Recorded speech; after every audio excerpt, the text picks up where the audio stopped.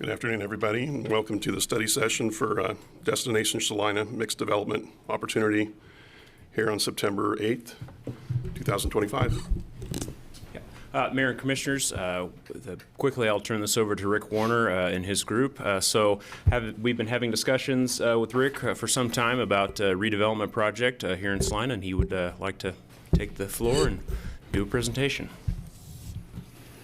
Well, it's good to be back. Well, good afternoon. So for those in the audience that don't know, Dave Murphin and I are partners on the 500 apartments that are under construction.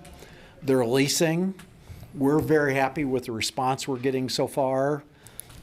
No issues, with anything. And so, that project's moving ahead. When we were out working on that project, I want to give the credit or the blame to two other people.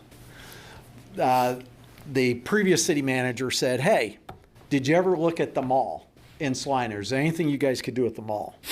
And then the former state senator, J.R. Clays, I went to Topeka and said, "Hey, what do you think about helping us get legislation to redo this mall?" So, unbeknownst to anybody, we got legislation through the Kansas legislature that allows for the redevelopment of malls that are, and there's a fancy definition, but basically malls that are in decline, there's an opportunity to use STAR bonds to redo those malls. And so Dave and I have been working on this for over a year, behind the scenes, low key, trying to come up with ideas on how to redevelop the mall. And so today, if we can, we're going to walk through the slides you've got, but I want to introduce, I've got two people with me. These are Chad Holland and Ryan Holland. They have, quote, demalled a mall before. Dave and I, to be blunt, Dave and I own a lot of restaurants, a lot of apartments, a lot of different commercial enterprises. But to be blunt, we've never demalled a mall. And so we went and found some partners who have worked on revamping a mall. So on the first page, when we started to work on this a year ago, we got some really good news. There's a tracking company that tracks how many visitors there are at the mall every year. Now, it could be your wife 5,000 times, but each time she goes, it counts as an individual visit. You had 3.4 million visitors to the mall last year. And that's through a service called Placer AI. And I think the city has heard of Placer AI before, but we've been able to track how many people were at the mall. And then when we looked at the existing tenant base, you've got some good national tenants. You're missing a lot of likely suspects, but you've got some good national tenants. So we liked what we saw. We thought we'd need some special legislation to make this site eligible for STAR bonds, so we were able to get the legislation through. Governor signed that in July. Started talking to Jacob in the spring as the legislation was progressing and as we worked on this. So if you would go to the next slide. So that's an aerial view of the mall and the tenants. And so we took this data, and again, we fed it into Placer AI and said, who's here, but more importantly, who are we missing? Based on who are we missing, we came up with a list of likely suspects. Then Jacob said, "Hey, I really want a convention center hotel." So then we started to, okay, how could we create a convention center? And how could we create a convention center hotel? Again, if you go to the next slide. So this is a reworked mall site plan.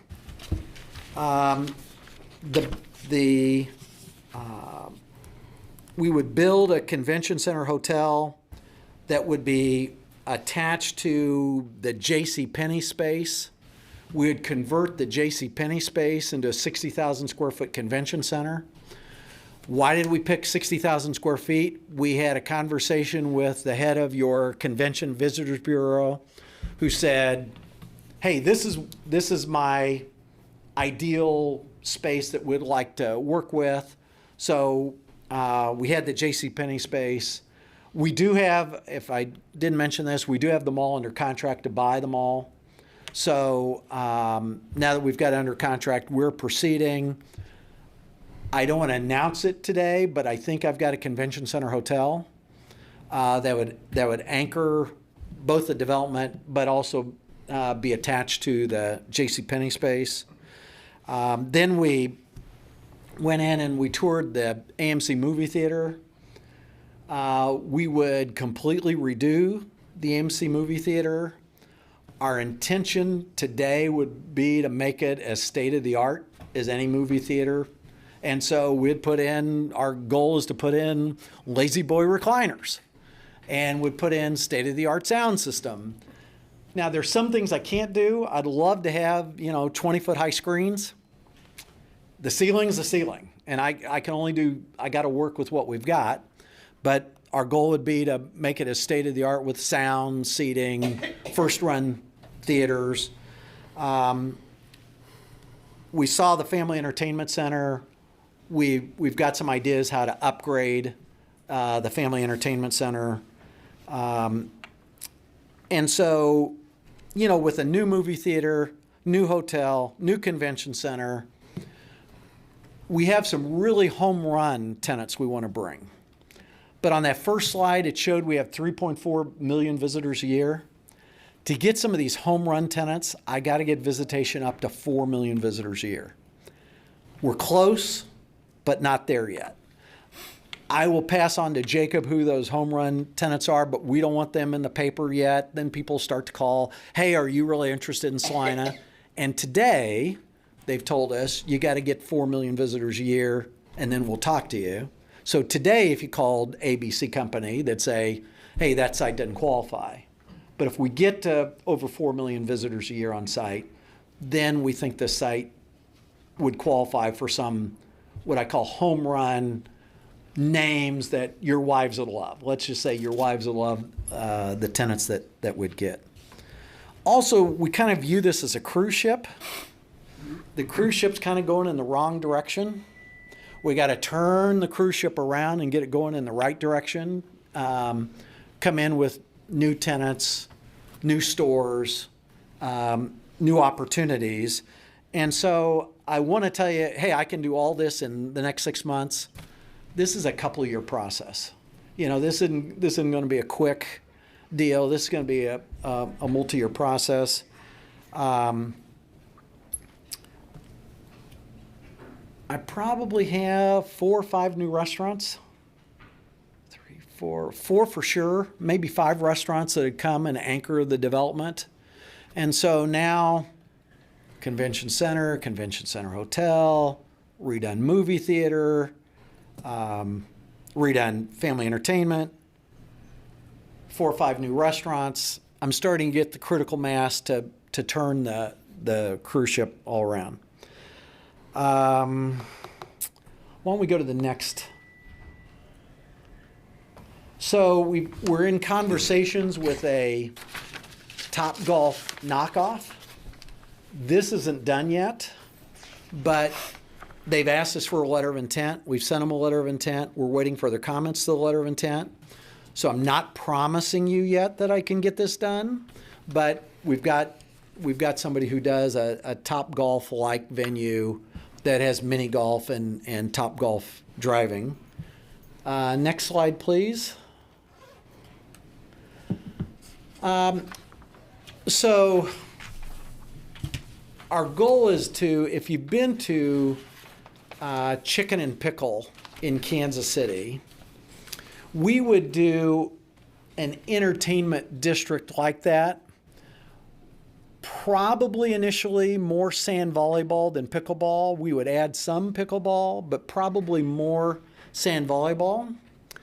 The reason why we'd lean, and it's money, is the reason why we would lean towards sand volleyball. Pickleball players drink water and think of themselves as athletes. Sand volleyball players are beer drinkers and hot dog eaters. Just being candid. And so we want people who are going to stay, have a good time, not just come, play pickleball, have a bottle of water, and leave. We want families to come. We want to have games on site, cornhole, the huge battleship games. So we want to create an area where families can come and hang out and give everybody something to do. Next slide, please. So this would be a public-private partnership. Without the change in the legislation, the project really didn't qualify for STAR bonds. So what we're asking you guys to do today is to authorize Jacob to sit down with us, for us to come together with an outline of an agreement that we could come back to you. But right now, our budget's $146 million to do everything. And we would try to use every incentive available to get as good a tenants as we can get to come and redo the Salina Mall. And right now, the rents are pretty low because the tenant mix is pretty low. And, you know, you got to get a higher rent to be able to afford a higher quality, you know, whether it's a clothing store or a furniture store or whatever, you got to be able to get higher rents. You can't charge somebody $3 a foot, and that's some of the rents in the current mall. You can't charge somebody $3 a foot and build a store that rent should be $40 a foot. So we've got to kind of turn the deal around and use everything we can use to make it work. So with that, you might have a question or two, so I thought I'd just stand here and answer as many questions as I could. Thank you very much. We have any questions? Do you have a plan for the parking lot? Oh, wait a minute. It's going to be a whole new parking lot. A whole new parking lot. And I mean, nothing bad about, they're doing the best they can do with what they've got, okay? But if I brought in, and I know you've got some of these stores already, but if you brought in a Target today and you drove them through that parking lot, I don't think they'd even get out of the car, okay? So we got to put in a whole new parking lot, redo it. We've got to change the public appearance, the public feel, that this is a first-class deal. So yeah, it'd be a whole new parking So lot. that's part of the 146. Oh yeah, and don't hold me to it, but I think it's $8 million to completely redo the parking lot.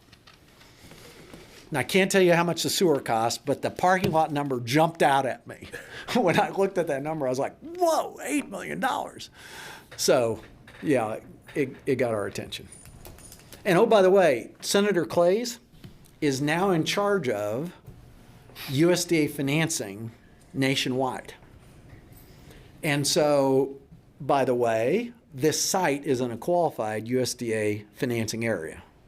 So I'll be going to DC to see Senator Clays, asking him for his help in redoing the mall. But I'm turning up every stone to try to figure out how can I finance everything to make this the best thing we can do. Do we have any more questions? I don't know if some of the questions are for the developer or questions for staff, and I don't know if we want to address those now. And I think there's some misinformation out there about tax dollars going into this project, and discussing a little bit about how STAR bonds works, so we can kind of update the public so they realize we capture that incremental increase on STAR bonds and some of those things. Yeah, so STAR Bonds is a state program, and basically what it allows you to do is to capture the sales tax, and not just local sales tax, but the state sales tax as well, and put that back towards a qualified project. There's lots of process that has to go with the STAR Bond. It starts with a project plan that goes to the state. The state would have to approve that plan. They would have to approve the dollar amounts in terms of how much incentive they would allow from the STAR Bond to go towards the project. And then the city would have to, we would have to have some action, which would have a public hearing, or we would we would basically call for a public hearing. There would be a public hearing, and then we would pass an ordinance that would create the district. And then is really where the work begins, because at that point, we'll start with a development agreement. We'll start working through the details of all the additional incentives. So Star Bond's not really the only thing on the table here. You see on that list, Community Improvement District, which is an additional sales tax that would be put on top of the current sales tax. Tax increment financing, which would take the property tax that's paid towards that property and take it back towards the project. There's a mechanism for sales tax exemption on construction materials, which would be industrial revenue bonds for sales tax that would be on the table. So at that point, once we kind of know what the plan is or what the project is, we know that the state is interested in it, then we would come back and work through a development agreement and make sure that we had all those incentives on the table. Or the incentives are the right mix for the financing to make the project work. So I would say that all of the incentives are above and beyond what is currently collected today. So they are all, the base is set at the beginning. So we would continue to collect sales tax from that district the same way we do today. We would continue to collect property tax from that district the same way we do today. But the increment as the property becomes more valuable, as sales tax increases, would go back towards the project until the project is paid off. Star bonds are not backed by full faith and credit of the city of Salina. They're not general obligation bonds. There's no risk to the city in terms of Star bonds. In this circumstance, it's not something that we're risking our general taxes on, if that makes sense. So that was the other question. The risk to the taxpayer in this scenario, there really isn't any, because we're really not investing, kind of like we did downtown. When we did the downtown redevelopment, we were investing some of our own dollars, which we would not be doing in this. Yeah, that's correct. Right. This is a little bit different because there is no public property here. This is it's all private. It would all be privately managed downtown. Certainly the streetscape was a city project, and the Star bonds went to pay for that city project. So it was a little bit different and distinct from this project. And the CID and the TIF, that's collect as you go. Correct? Correct. So as we collect that, then they get paid that. Mm-hmm. So we have to collect it in order for the developer to receive it, correct? That's correct. And then I guess the one comment I have, and we've done this before, is we've given the sales tax exemption on construction materials. And to me, this kind of goes to that but-for deal. If we didn't have this project, we wouldn't be worrying about the sales tax exemption. So that's, to me, it makes sense, because I don't think this project happens without some of these incentives. So that's really the only thing we're really giving up would be the sales tax on construction material. Yeah, I think that's As correct. a city, correct? And you really wouldn't buy that much construction material probably within the city of Salina. They probably, if you buy plumbing fixtures, you're buying from a national distributor outside the city. You buy, most of your building materials are outside the city limits. One other thing I left out, I didn't mean to. In the legislation we passed on Star bonds, the only way we could get it through was we have to have the plan approved by year end. The legislature didn't want to have 100 mall projects going. So they said, the law took effect July 1st, and they said anybody who gets a plan approved by December 31st qualifies. Anybody else doesn't. So I think there'll only be 2, maybe 3 projects statewide that get done. So at what part of this do we have to be at by December 31st then? A project plan submitted to the state that the state approves. Okay. Not the bonds issued, Right, just a project plan. yeah. Is this submitted to the Department of Commerce, or does it have to be approved through the Commerce, legislature? just Department of Commerce, just Secretary of Commerce Commerce Department. signs off. And I can't remember, will you be buying the out parcels also, or is this just the actual mall No, itself? we're buying the out parcels as Out well. parcels also. Are those all just leased, or are they they're not? Well, wait a minute. We're going to buy all the out parcels that the mall owns. Right. But like Chick-fil-A, Discount Tire, some of those are all, they own those, they own their correct? own. Okay, that's what yeah, they own their own. Okay. So, There's some vacant ones to the south, and then there's vacant out parcels to the north there, I know, and Right. I don't know if there's any there to the west. Okay. yeah.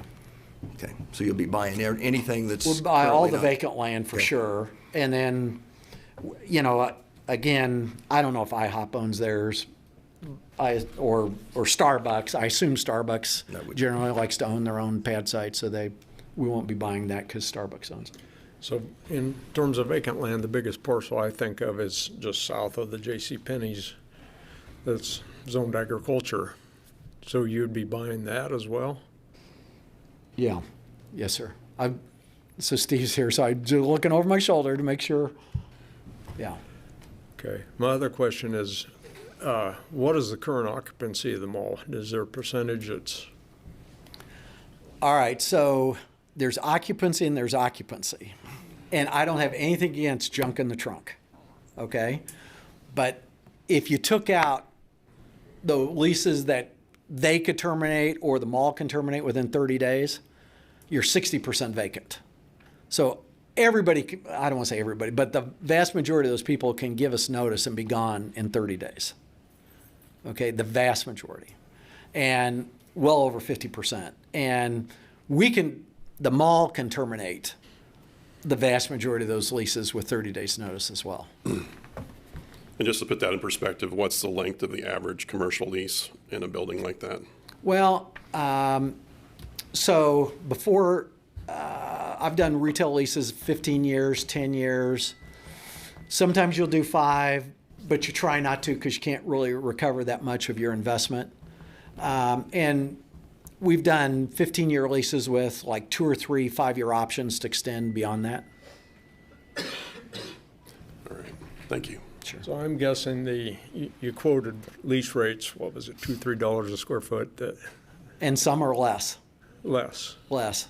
That's not enough to sustain that property, is it? No, sir. Yeah. No, sir.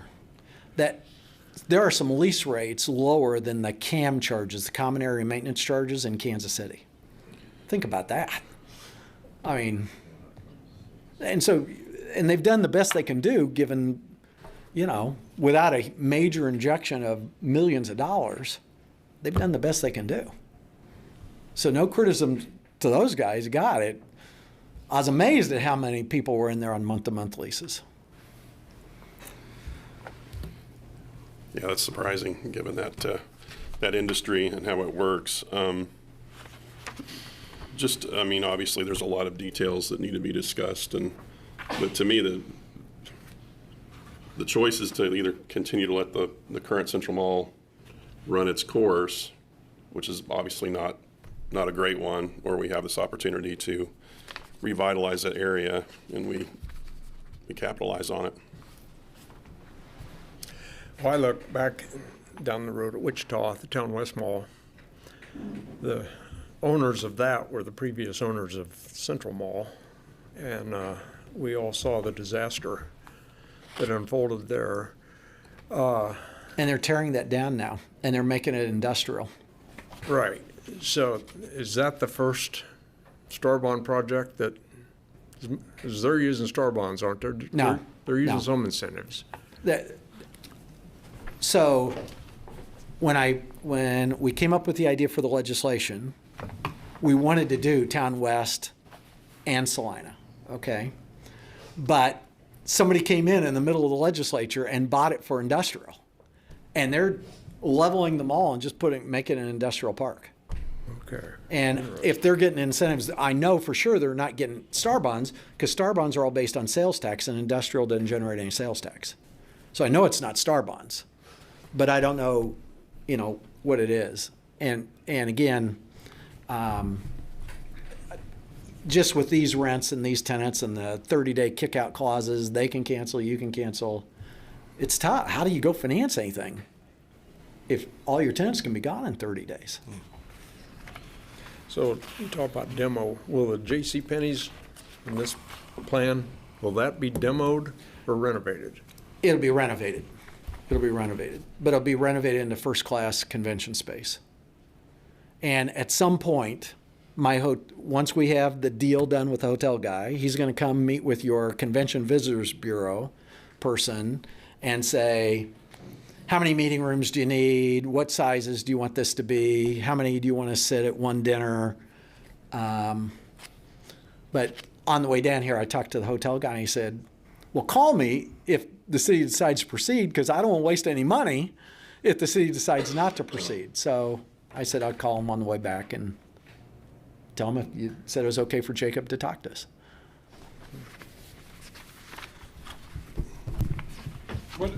Tell me what attracts you to Salina to do this stuff in your apartment complexes. So I went to, this is a funny story. So I went to the Kansas bankers meeting. First time I ever went to the Kansas bankers meeting. And by the way, it's held in Colorado Springs at the Broadmoor. I just found that to be humorous that the Kansas bankers meeting's at the Broadmoor. I'm not critical, great meeting. And I'm standing in line to go to a dinner, and there's a bus. And there's a guy, I'm not going to name him, but there's a guy standing in front of me. And he had the name of the bank, Salina, Kansas. So I turned to him and I said, "What do you think about Salina, Kansas?" He said, "Salina, Kansas is great. We've got all these jobs, they're exploding." He said, "The only issue we have is we don't have enough housing. But Salina is great, it's growing, you got more jobs than we know what to do with." And he went on and on and on and on. He says, "Why do you ask?" I said, "Well, my partner and I are building 500 apartments in Salina. And about once every 3 months, I wake up in the middle of the night in a cold sweat and said, 'What the hell are you doing?' And I said, 'You just made me feel better.' And the guy says to me, 'Are you Murphin or are you Warner?' And my partner's name is Dave Murphin. And I said, 'I'm Warner.' He said, 'All of us in Salina know who you two are for building those apartments.' So, were we nervous building the apartments? We were nervous until we opened up. Well, actually, before we opened up the apartments, we started to get all these calls. And now we got a wait list. And now people are moving in. And we feel pretty good right now. Now, there's still a debate. Was this pent-up demand and there were only 100 people that wanted apartments, and at the end of 100, are you going to run out of tenants? Sometimes you get nervous, but hey, Dave, my partner, already has other investments in Salina. I've been to Salina. My wife works for KU. She's been to Salina.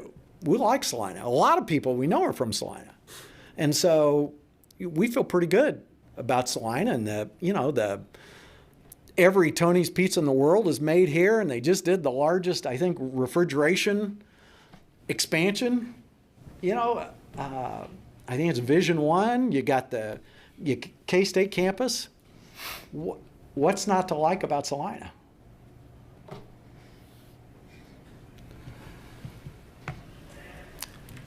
Well, I guess we need to Well, give direction here.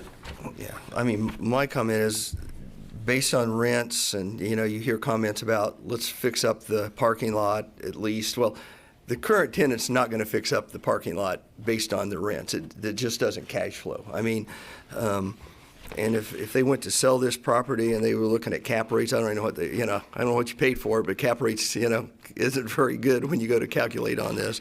So, I mean, we either have to try to move forward with a plan like this, or we just have to allow the property to sit there and know that in 5 years we may be looking at a Town West, or we're looking at what was the mall in Topeka that's already been torn down. I mean, that's kind of where we're headed. I mean, they can't sustain what they have right now, and I guess we have to decide what we want that corner of Salina to look like.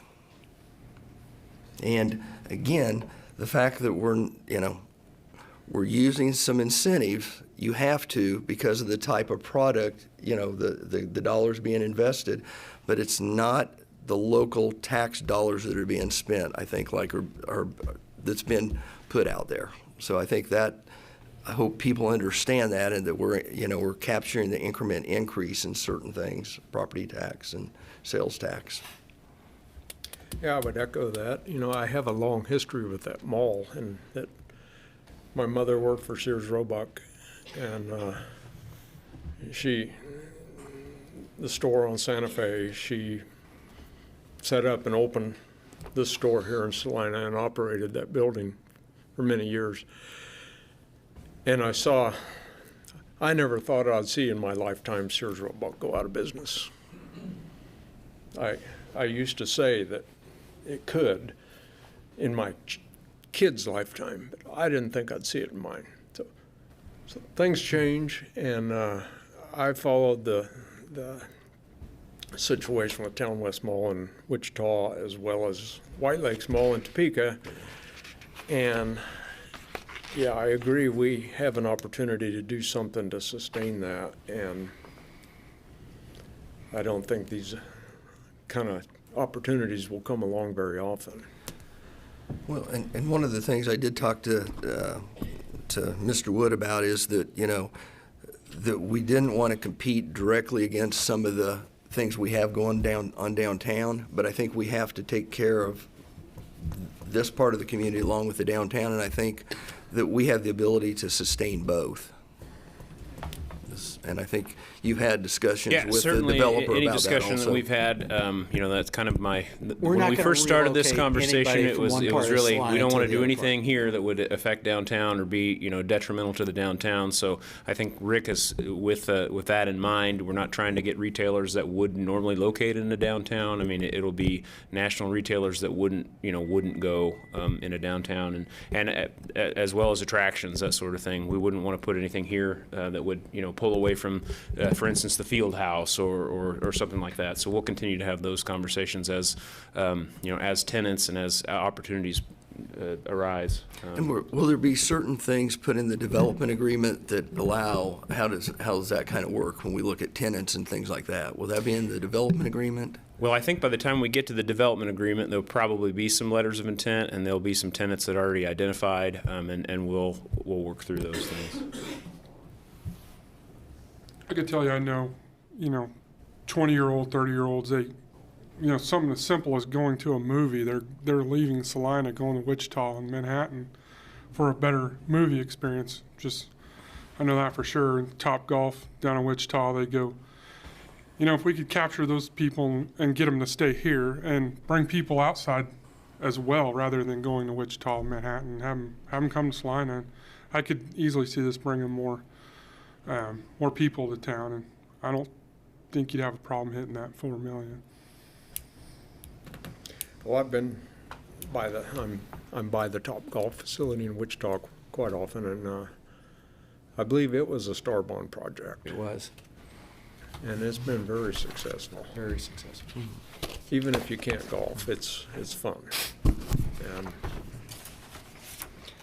And the other thing I'd like for city staff again to reiterate is all of, if you look at whether and again, we don't know if we're using what portion of the incentives we're using. That's what we'll work through as we go through all this. But there's no risk to the taxpayer. We're not bonding any of this. So that's what the taxpayer needs to realize, that we're not putting tax dollars at risk by doing this. Yeah, that's correct.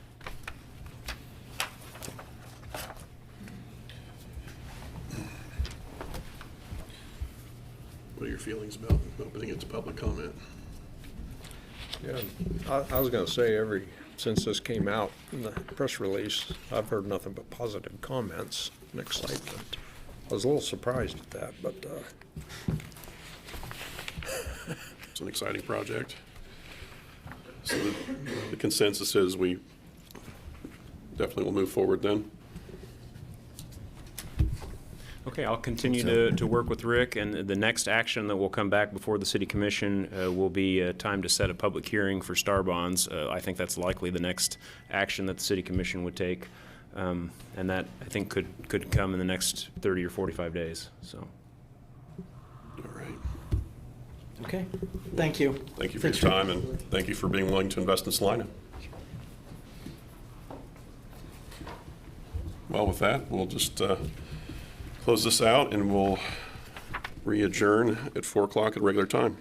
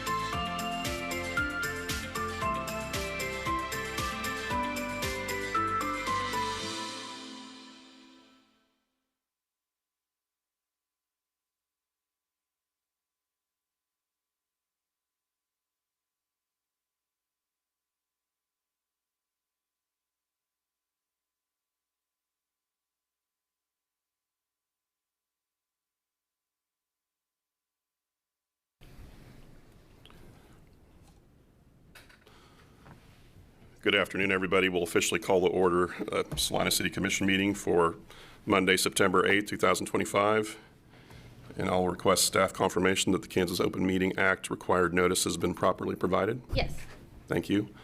On to roll call. Mayor Linkowitz, Here. Commissioner Davis, Here. Commissioner Hoppick, Here. Commissioner Ivy, Here. Commissioner Longbine. Here. All those that are able, please join me for the Pledge of Allegiance and a moment of silence. I pledge allegiance to the flag of the United States of America and to the republic for which it stands, one nation, under God, indivisible, with liberty and justice for all.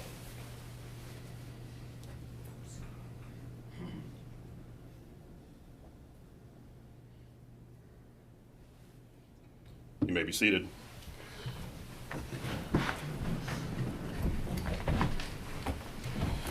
No public hearings today, so consent agenda.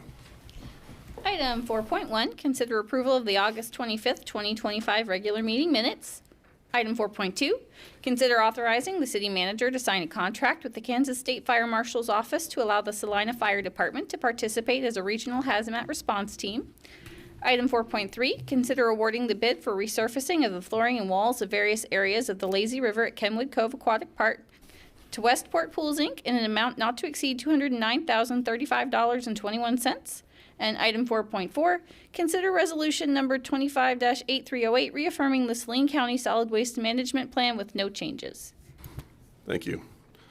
Is there any item on the consent agenda a commissioner would like to have removed? Is there a member of the public that would like to comment on any item from the consent agenda?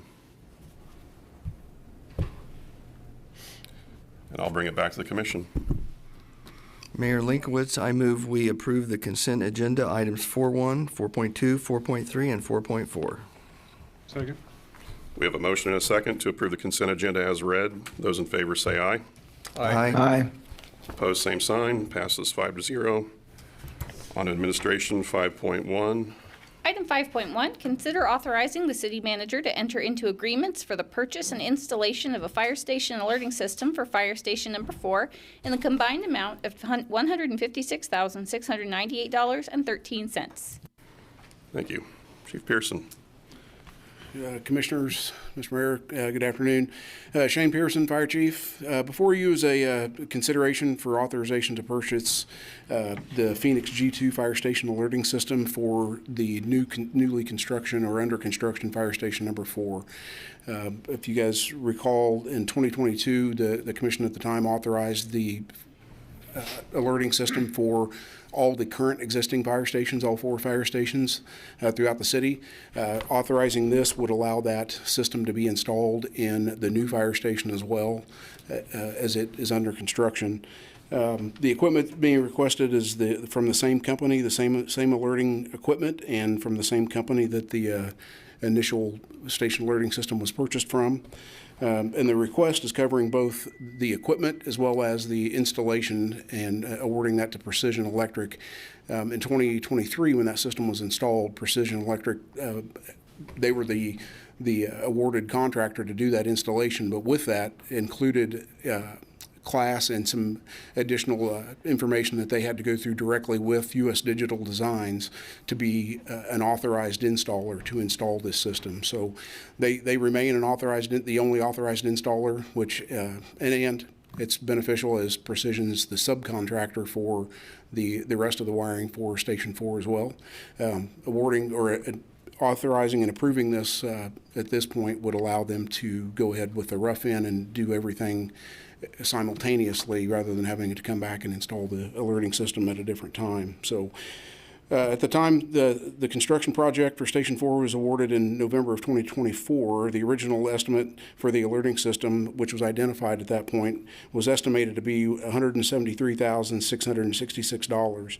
Since then, the total cost has been reduced some, which is good. The total cost is for the system, including installation, is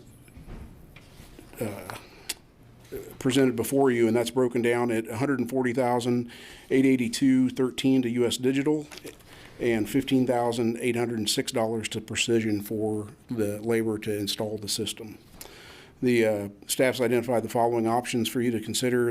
Authorize the city manager to enter into the agreement with U.S. Digital Designs by Honeywell for purchase of the Phoenix G2 fire station alerting system in the amount of $140,000, $140,892.13, with Precision Electric for installation in the amount of $15,698.13. Authorize the city manager to enter an agreement with U.S. Digital with amendments as you deem appropriate, or postpone the consideration. At this point, we're recommending option number 1, and I've got Battalion Chief Chris Stansberry with me today as well. He's kind of our resident expert with the programming and how the entire station alerting system works. So if you have any questions, we'd be happy to answer those for you. Thank you. Do we have any questions for Chief Pearson? Well, I'm sure, I think all of us have seen demonstration of the new alerting system. And my initial concern when we approved that was putting it in Station 4, and while we're building a new station, but I got past that. But I just want to be assured that when Station 4, old Station 4 is decommissioned, that equipment is going to be salvaged and repurposed. It will be, and Battalion Chief Stansberry can answer those questions more in depth than what I can, but that is the plan, that when the current Station 4 had basically the minimum amount of equipment installed in it, just for that very reason. We saw that, kind of foresaw that coming with the new Station 4 potentially being approved, and knowing that that equipment going in there, we did kind of the bare minimum installation of that. And I believe the plan, Battalion Chief Stansberry can answer those questions on the plan moving forward for the equipment that's currently there, but it will be salvaged, yes.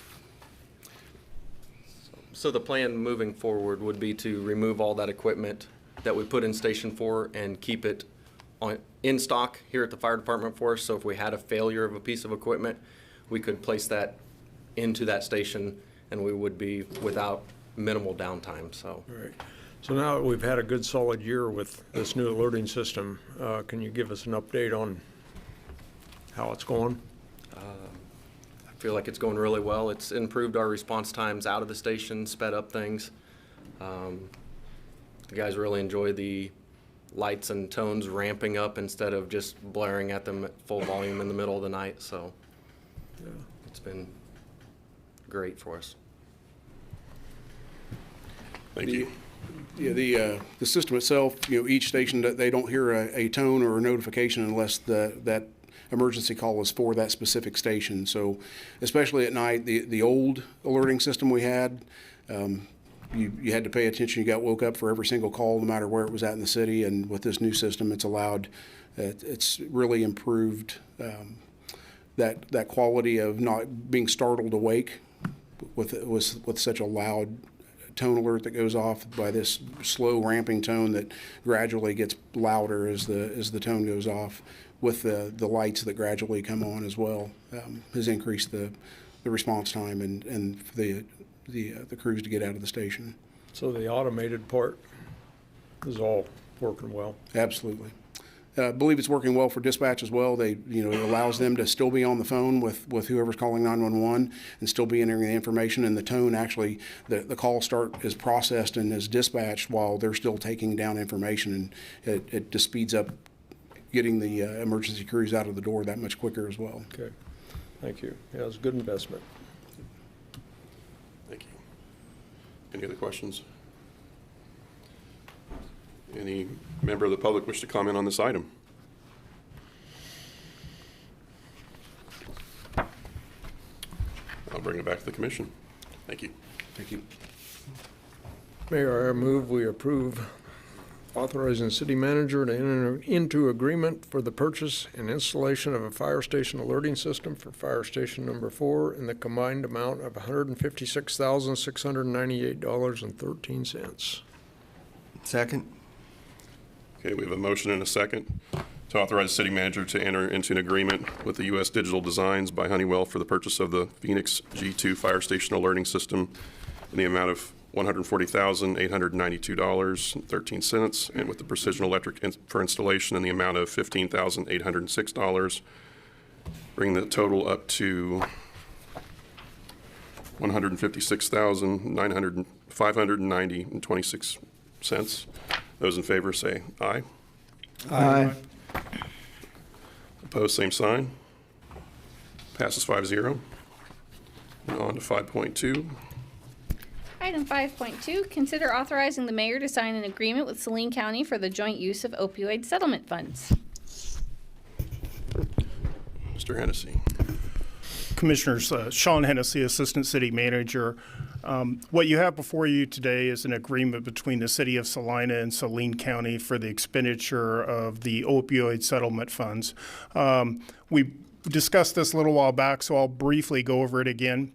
There was a national settlement between many of the pharmaceutical companies and local governments due to the overprescription of pharmaceuticals over a number of many years. And the end result is both that the City of Salina and Saline County have been receiving funds as part of that settlement agreement with those pharmaceutical companies. It originally started out with just 5 pharmaceutical companies. It went up, I think it's at 11, but with bankruptcies, mergers, and everything else, it's uncertain where it will emerge in terms of the total number of parties to the settlement. But what we've tried to do is to work out a framework for the funds that have already been received and that we anticipate will be receiving in the future. We did originally start receiving these funds on the city's part, a small amount in 2022, and then larger amounts in 2023 and 2024. Those amounts were originally considerably larger than we were anticipating. That's because of the addition of the additional parties, we believe. And that money is now setting and available for both the city and the county and is right at $500,000. The agreement that you have before you envisions both the city and the county appointing members to a board. There would be 4 appointed by the city and 3 appointed by the county to this board.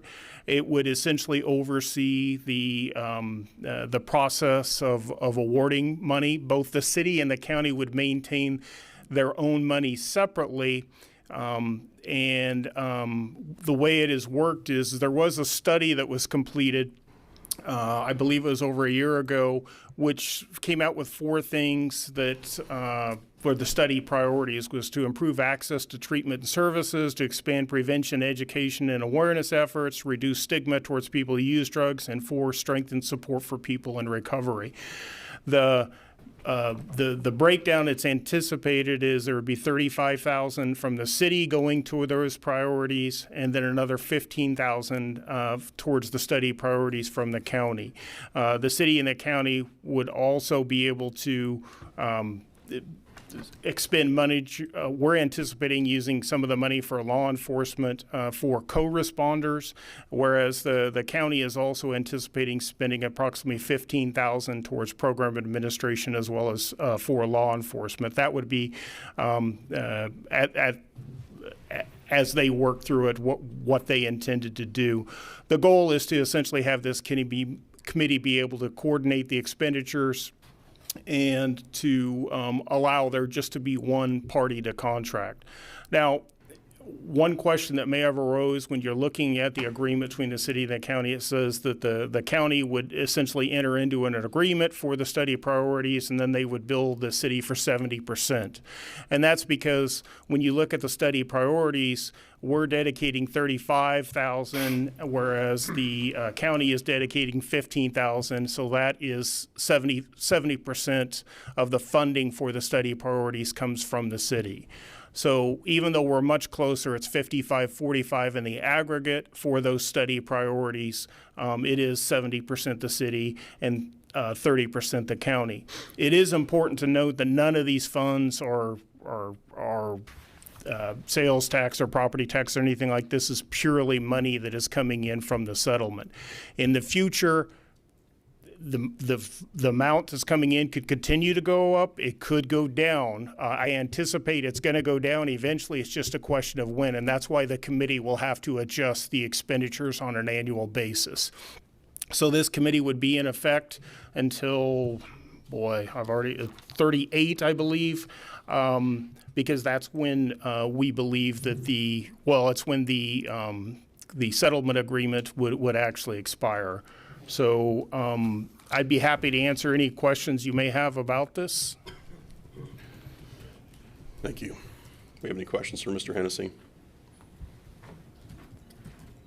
Yeah, just one. Commissioner Davis here.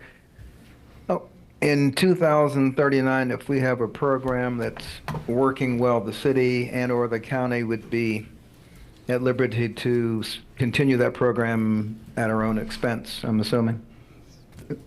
There would be an option in the future. However, at that point in time, after 2038, there would be no more settlement funding available. So there would have to be alternative funding if it had already all been utilized. But there would be the option to extend the agreement later on. That would be considerably in the future, however. And I like the way this was written in the final draft compared to what we saw the first time. Thank you. Anything else? I'll bring this to the public. Anybody from the public wish to comment on this item? And I'll bring it back to the commission. Mayor, I move we authorize to execute the agreement for joint use of opioid settlement funds. Second? We have a motion and a second authorizing the mayor to execute the agreement for joint use of opioid settlement funds. Don't know what happened there. All those in favor, say aye. Aye. Opposed, same sign. Passes 5-0. And on to 5.3. Item 5.3, consider awarding the bid for the KDOT Tree Grant project to Landscape Consultants LLC of New Cambria, Kansas, in an amount not to exceed $230,279.50. Mr. Kowak. Mayor, Commissioners, Jim Kowach, City Engineer. Got some good news for us. We're getting a project for free, basically. So unknown to us, Senator Clays had approached the 2024 legislature with a project on behalf of the city of Salina to provide some screening trees along I-135 here in Salina. We were notified June 17th of 2024 that had in fact been approved, and there would be a grant for $250,000 to provide screening trees along I-135 here in Salina. The Kansas Department of Transportation was to administer the grant, but the project would need to be designed, constructed, and ultimately maintained by the city of Salina. It will be out on KDOT right-of-way. The limits in the legislation of the project were identified just north of Schilling and south of Schilling on the southbound side, and then from Magnolia Road north to Dover Circle, or about the railroad overpass on the northbound side. City staff met with KDOT staff, and with limited funding, prioritized which segment we thought would benefit more from some sort of tree screening. The segment from Magnolia Road north to the railroad overpass, a little over 4,000 feet, was identified as the segment of the roadway that would benefit most from the project. We worked with KDOT staff to develop plans for the project and chose screening trees, a green giant arborvitae, 4 to 5 foot in a single row along the KDOT right-of-way from Magnolia Road north to the railroad overpass or near Cloud Street. Tree selection on the project was determined by staff in the Public Works Department as well as in the Parks and Rec Department. The green giant arborvitaes were selected because they're very fast growing. 4 to 5 foot trees are pretty economical, especially when you're buying hundreds of them. They're low maintenance and they do really well in the Kansas climate. So there are several of them here in the city of Salina, and they do well here. The tree project or screening project includes In total, 570 green giant arborvitae, 4 to 5 foot tall trees. Planting trees at the toe of the back slope along the northbound side at 8-foot spacing. The contractors to plant, mulch, and dose each tree twice a year with a root revive or fertilizer. The base project was 400 trees with the limits shown on the plans for 3,200 feet. There was an alternate bid for an additional 100 trees for another 800 feet. And then because the prices came in lower, there was actually a gap between our base bid and our alternate bid, that with one qualified bidder on the project, we approached them and inquired if they would fill the gap at the same prices as the ad alternate, because there was available funding within the grant, and they agreed to do that. So we have a total of 570 trees at 8-foot spacing, single file, at the bottom of the ditch along the northbound side. We couldn't plant the trees right along the right-of-way line because there's existing utility easement there with lots of fiber and stuff, a fence line, and some trees that would have conflicted with planting them. Planting them at the toe of the back slope places them out of the run-out zone for interstate traffic, but also provides the trees the best opportunity to survive because they're at the bottom of the ditch where they get the most water. So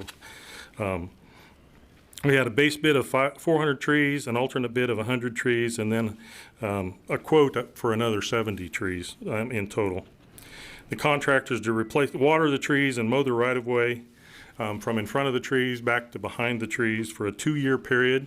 The establishment period, they have to replace any trees that die within the first 2 years, and they need to treat and spray the trees with a pesticide twice a year for bagworms because they are an evergreen tree. The one bid we received was from Landscape Consultants LLC of New Cambria, which we've had several successful projects with them in Salina, including the downtown streetscape. They were well under the engineer's estimate because, quite honestly, we don't know how much it costs to plant, maintain, replace, and mow that much of an area for 2 years. So we were conservative in our estimate. We did a base bid and an alternate bid, hoping to maximize the number of trees we could plant with the KDOT grant. And as it turned out, we could plant the base bid, the alternate bid, and also fill the 530-foot gap between those for less than $250,000. We are in a rush to try to get this awarded. We did select these trees because they are readily available, but they do have to truck them in from other states. So we want to get the contract approved so that the contractor can get the trees ordered and delivered. The planting season is October and November.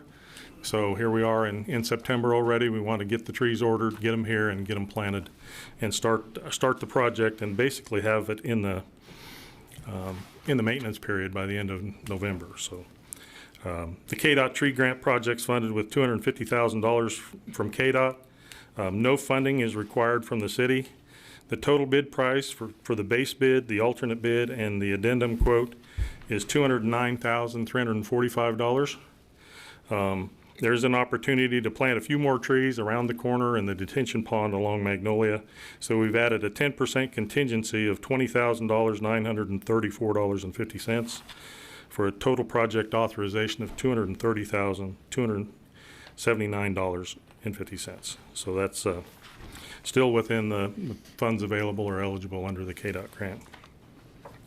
We're here today to ask you to approve a motion awarding the base bid, ad alternate, and addendum quote for KDOT for city project number 25025, the KDOT Tree Grant project, for a total of $239,279.50, and authorize city manager to enter into contract with Landscape Consultants LLC for fulfillment once they have fulfilled the prerequisites under the contract. And I will stand for any questions. Thank you. We have any questions for Mr. Kowach?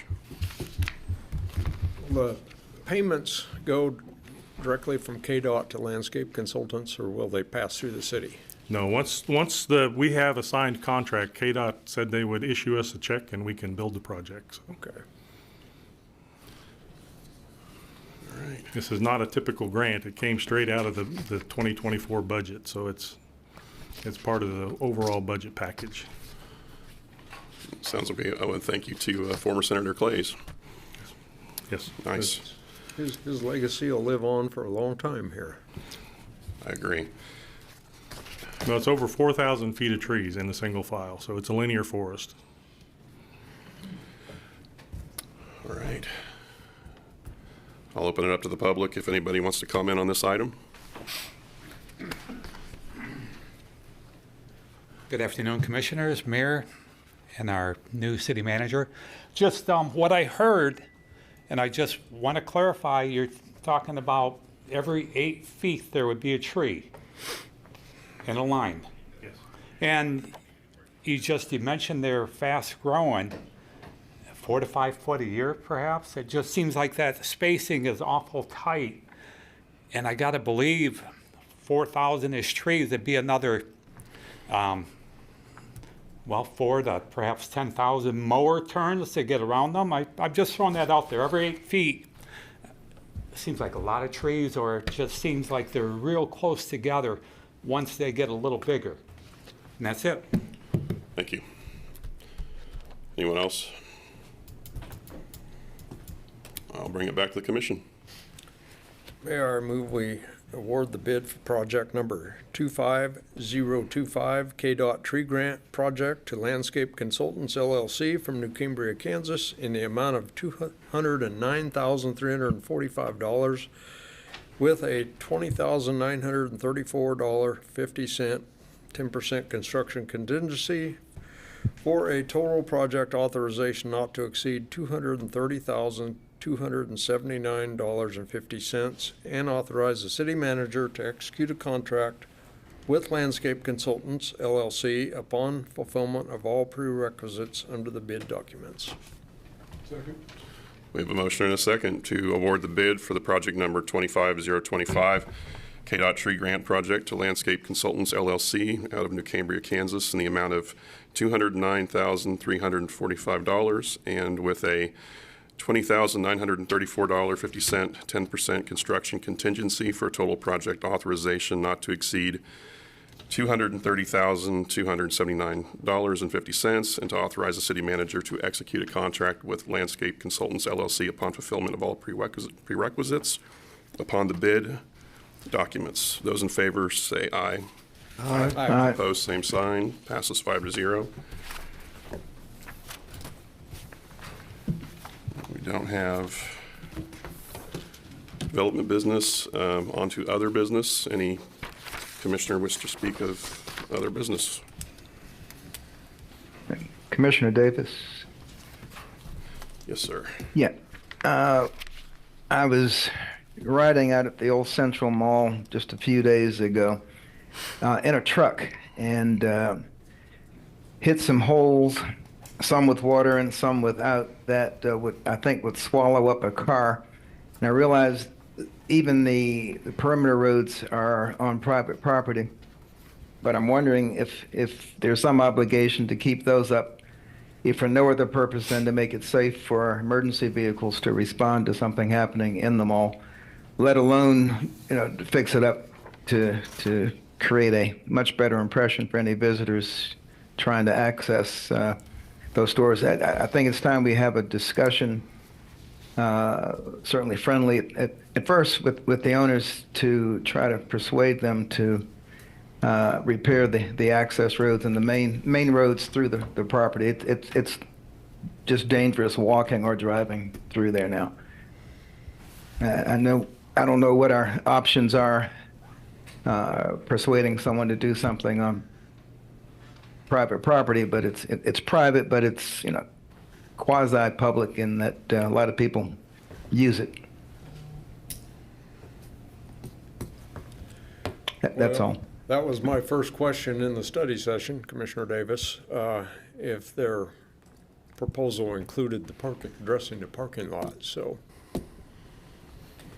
Was there an answer? Yes, absolutely. It was $8 million.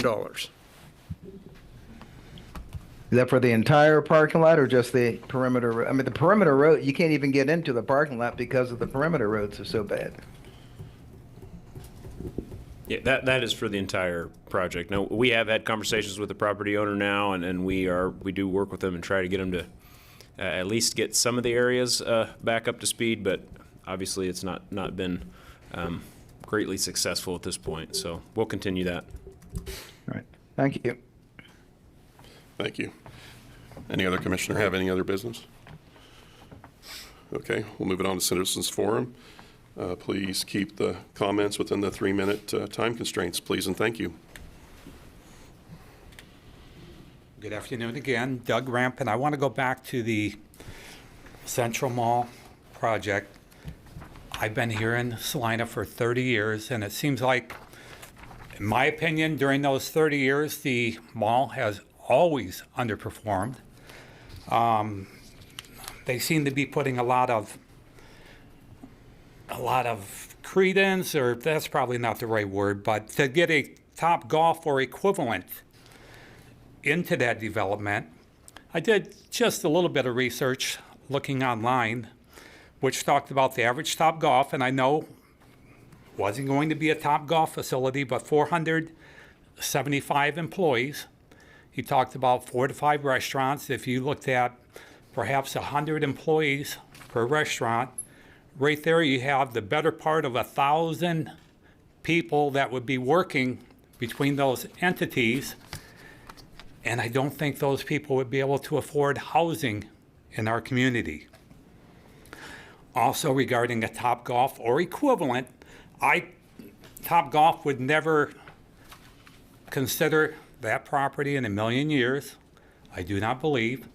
Normally where they're located, you kind of like the Golden Arches, you see them from the highway. You see their giant net around and you know it's a Topgolf facility. Moving on a little farther forward, property tax collections. I know Mr. Wood talked about that earlier, but with the tax increment financing, the money that is currently being collected in property taxes and the money that is currently being collected in sales taxes, it sounds like that would get fed back to the developer. The money that is currently being collected would be part of... No, it would not. The money that's currently be collected in property taxes and sales tax would continue to go to the taxing entities. Anything that was incremental above and beyond what's collected today would go into the project. Okay.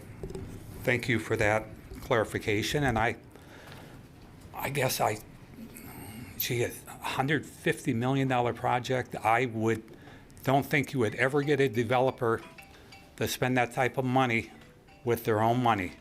And I know you've talked about the different instruments that would be used to raise or collect that money. I would just worry, again, a Topgolf type facility. I don't know if you folks have ever been to one. It's not cheap. Not cheap. I wouldn't see local people doing it. It's too dang expensive. And I would think, and I would bet a large sum of money they would not make it for 5 years. And then we'd have the property empty and probably be falling into disrepair once again. Thank you. Thank you for your comments. Anyone else?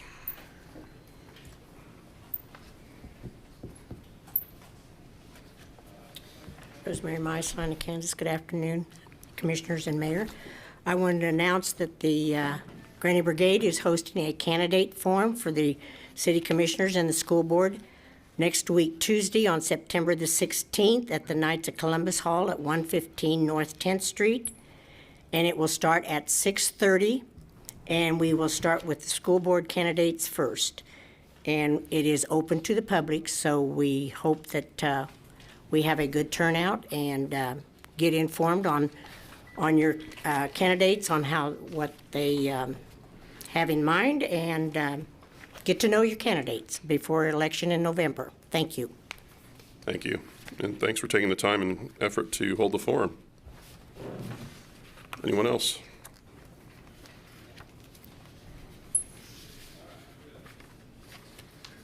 If that's it for public comment, I'll entertain a motion for adjournment. So moved. Second. Those in favor say aye. Aye. We're adjourned.